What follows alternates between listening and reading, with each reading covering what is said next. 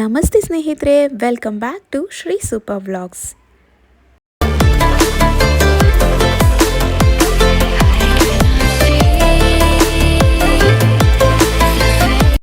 ಎಲ್ಲರೂ ಹೇಗಿದ್ದೀರಾ? ಎಲ್ಲರೂ ಆರಾಮಾಗಿದ್ದೀರಾ ಅಂತ ಭಾವಿಸ್ತೀನಿ. ನಾನು ಕೂಡ ತುಂಬ ಚೆನ್ನಾಗಿದ್ದೀನಿ. ನಾನು ಅಪ್ಲೋಡ್ ಮಾಡೋ ಪ್ರತಿಯೊಂದು ವೀಡಿಯೋಸ್ನ ನೋಡಿ ಸಪೋರ್ಟ್ ಮಾಡ್ತಿರೋ ಪ್ರತಿಯೊಬ್ಬರಿಗೂ ತುಂಬಾ ಥ್ಯಾಂಕ್ಸ್. ಇವತ್ತಿನ ವಿಡಿಯೋ ಕೂಡ ತುಂಬಾ ಸ್ಪೆಷಲ್ ನನಗೆ. ಯಾಕಂದರೆ ನಾನು ಒಂದು ಟ್ರೆಡಿಷ್ನಲ್ ಆಗಿರೋ ಮೆಟರ್ನಿಟಿ ಶೂಟ್ ಮಾಡಿಸ್ಬೇಕು ಅಂತ ತುಂಬ ಆಸೆ ಪಟ್ಟಿದ್ದೆ. ಅದಕ್ಕೆ ನನ್ನ ಹಸ್ಬೆಂಡ್ ಸರ್ಪ್ರೈಸ್ ಆಗಿ ಮೆಟರ್ನಿಟಿ ಶೂಟ್ ಬುಕ್ ಮಾಡಿ ನನ್ನನ್ನು ಕರ್ಕೊಂಡು ಹೋದರು.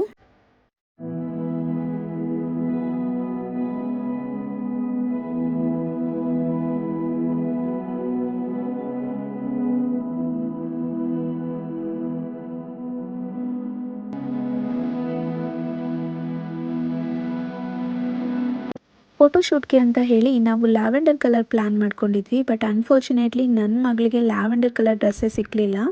ಬಟ್ ಎನಿ ಹಾವ್ ಫೋಟೋಸ್ಗೆ ಮ್ಯಾಚ್ ಆಯಿತು. ನಿಯರ್ ಬೈ ಪಾರ್ಕ್ಗೆ ಹೋಗಿದ್ವಿ. ಸೊ ಲೊಕೇಶನ್ ಚೆನ್ನಾಗಿದೆ ಅಂತ ಹೇಳಿ, ಸೊ ಅಲ್ಲಿ ಸ್ವಿಂಗಲ್ಲಿ ಸ್ವಲ್ಪ ಫೋಟೋಸ್ ತೆಗಿಯೋಣ ಮಗುದು ಅಂತ ಹೇಳಿಬಿಟ್ಟು ಫೋಟೋಗ್ರಾಫರ್ ಐಡಿಯಾಸ್ ಕೊಟ್ಟರು. ಸೊ ಹಾಗಾಗಿ ನನ್ನ ಮಗಳದು ಸ್ವಿಂಗಲ್ಲಿ ಫೋಟೋಶೂಟ್ ನಡೀತಾ ಇತ್ತು.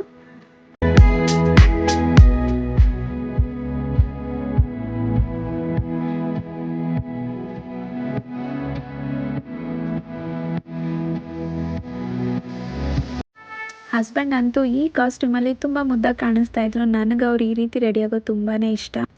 ಇನ್ನು ನಾನು ಹಾಕಿದ್ದು ಅಮ್ಮ ಗೌರಿ ಹಬ್ಬದಲ್ಲಿ ನನಗೆ ಕೊಟ್ಟಂಥ ಸಾರಿ. ಸೊ ತುಂಬ ಆಸೆ ಇತ್ತು ಇದನ್ನು ಹಾಕೋಬೇಕು ಬೇಗ ಅಂತ ಹೇಳಿ. ಸೊ ಇದರಲ್ಲೇ ಫೋಟೋಶೂಟ್ ಮಾಡಿಸೋಣ ಅಂತ ರೆಡಿಯಾಗಿದ್ದೆ.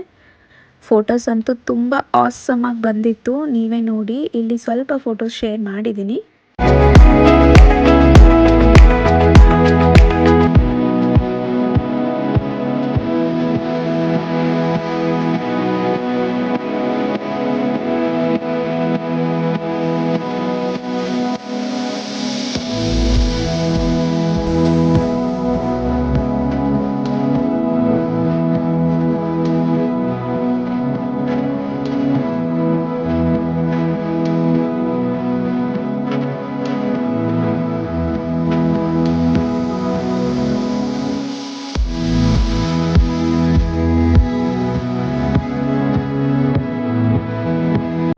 ಫೋಟೋಗ್ರಫಿ ಅಂತೂ ತುಂಬಾ ಪ್ರೊಫೆಷ್ನಲ್ ಆಗಿ ನಮಗೆ ತುಂಬ ಕಂಫರ್ಟ್ ಇರೋ ಥರ ಮಾಡಿಕೊಟ್ರು.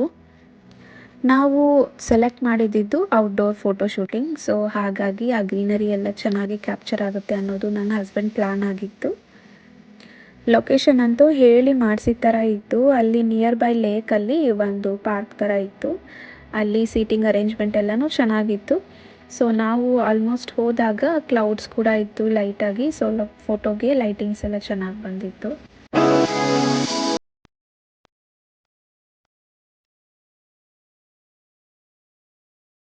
ಫೋಟೋಸ್ಗೆ ಸ್ಮೈಲ್ ಮಾಡೋದ್ರಿಂದ ಹಿಡಿದು ಎಕ್ಸ್ಪ್ರೆಷನ್ಸ್ ಕೊಡೋದ್ರಿಂದ ಹಿಡಿದು ಪ್ರತಿಯೊಂದನ್ನು ಚೆನ್ನಾಗಿ ಗೈಡ್ ಮಾಡಿ ನಮಗೆ ಫೋಟೋಶೂಟ್ ಮಾಡಿಕೊಟ್ರು. It was so natural. ಎಲ್ಲೂ ನಮಗೆ ಸ್ಮೈಲ್ ಮಾಡ್ತಿರೋದು ಫೇಕ್ ಅಂತನೋ ಇಲ್ಲ ಸುಮ್ಮನೆ ಫೋಟೋಸ್ಗಂತನೋ ಅನ್ನಿಸ್ಲಿಲ್ಲ. ಫೋಟೋಸ್ ನೋಡಿದ್ಮೇಲೆ ನನಗಷ್ಟು ಖುಷಿ ಆಯಿತು. ಅದು ಪ್ರೆಗ್ನೆನ್ಸಿ ಟೈಮಲ್ಲಿ ಇಂಥ ಬ್ಯೂಟಿಫುಲ್ ಮೂಮೆಂಟ್ಸು ಕ್ಯಾಪ್ಚರ್ ಮಾಡಬೇಕನ್ನೋದು ನನಗೆ ತುಂಬಾ ಆಸೆ ಇತ್ತು. ಅದರಂತೆಯೇ ನನ್ನ ಹಸ್ಬೆಂಡ್ ಪ್ಲ್ಯಾನ್ ಮಾಡಿ ಇದೊಂದು ಒಳ್ಳೆ ಮೆಮರೀಸ್ ಕ್ರಿಯೇಟ್ ಮಾಡಿ ಕೊಟ್ಟರು. ನಿಮಗೆ ಯಾರಿಗಾದರೂ ಫೋಟೋಗ್ರಫಿ ಮಾಡಿಸ್ಬೇಕು ಅಂದರೆ ದಯವಿಟ್ಟು ಇವರನ್ನೇ ಕಾಂಟ್ಯಾಕ್ಟ್ ಮಾಡಿ, NRK ಫೋಟೋಗ್ರಫಿ. ಸೊ ತುಂಬ ಪೇಷನ್ಸಿಂದ ನಮ್ಮ ರಿಕ್ವೈರ್ಮೆಂಟಿಗೆ ತಕ್ಕಂತೆ ಫೋಟೋಶೂಟ್ ಮಾಡಿ ಕೊಡ್ತಾರೆ.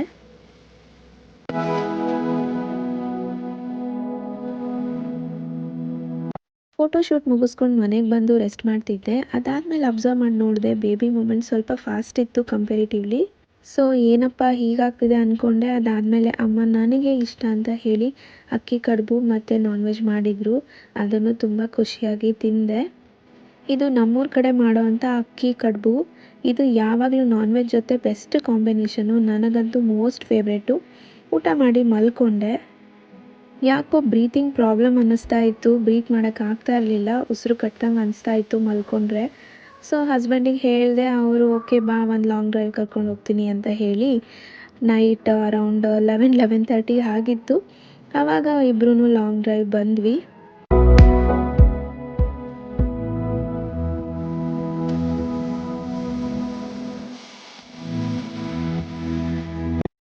ಈ ನೈಟ್ ಅಂತೂ ನಾನು ಮರೆಯೋಕ್ಕಾಗಲ್ಲ, ಯಾಕಂದರೆ ತುಂಬಾ ಬ್ಯಾಕ್ ಪೇಯ್ನ್ ಇತ್ತು. ಮಾರ್ನಿಂಗ್ ಹೋಗ್ಬಿಟ್ಟು ಡಾಕ್ಟ್ರಿಗೆ ತೋರಿಸೋಣ ಅಂತ ಅಂದ್ಕೊಂಡು ಸ್ವಲ್ಪ ರೆಸ್ಟ್ ಮಾಡಿದೆ. ಬಟ್ ನೆಕ್ಸ್ಟ್ ಡೇ ನಾವು ಡಾಕ್ಟರ್ ಹತ್ರ ಹೋದಾಗ ಅವರು ಡೆಲಿವರಿಗೆ ನನ್ನ ಅಡ್ಮಿಟ್ ಮಾಡಿಕೊಂಡ್ರು. ಸೊ ಆಲ್ಮೋಸ್ಟ್ 15 ಡೇಸ್ ಮುಂಚೆನೇ ನನಗೆ ಡೆಲಿವರಿ ಆಗೋಯಿತು. ಡಾಕ್ಟರ್ ಹತ್ರ ಹೋಗೋವರೆಗೂ ನಮಗೆ ಡೆಲಿವರಿ ಯಾವತ್ತೇ ಆಗುತ್ತೆ ಅನ್ನೋದು ಗೊತ್ತೇ ಇರಲಿಲ್ಲ. ಎನಿವೇಸ್ ಆಗೋದೆಲ್ಲ ಒಳ್ಳೆಯದಕ್ಕೆ ಅಂತ ನಂಬಿರೋಳು ನಾನು. ಮುದ್ದಾದ ಮಗು ನನ್ನ ಮಡಿಲಿಗೆ ಬಂತು. ತುಂಬಾ ಖುಷಿಯಾಯಿತು. ಮುಂದಿನ ವಿಡಿಯೋದಲ್ಲಿ ಹಾಸ್ಪಿಟಲ್ ಬ್ಲಾಗ್ ಅಪ್ಲೋಡ್ ಮಾಡ್ತೀನಿ. ದಯವಿಟ್ಟು ಯಾರೆಲ್ಲ ಸಬ್ಸ್ಕ್ರೈಬ್ ಆಗಿಲ್ಲ ಸಬ್ಸ್ಕ್ರೈಬ್ ಆಗಿ ನನ್ನ ವೀಡಿಯೋಸ್ನ ನೋಡಿ ಸಪೋರ್ಟ್ ಮಾಡಿ. Thank you so much for watching.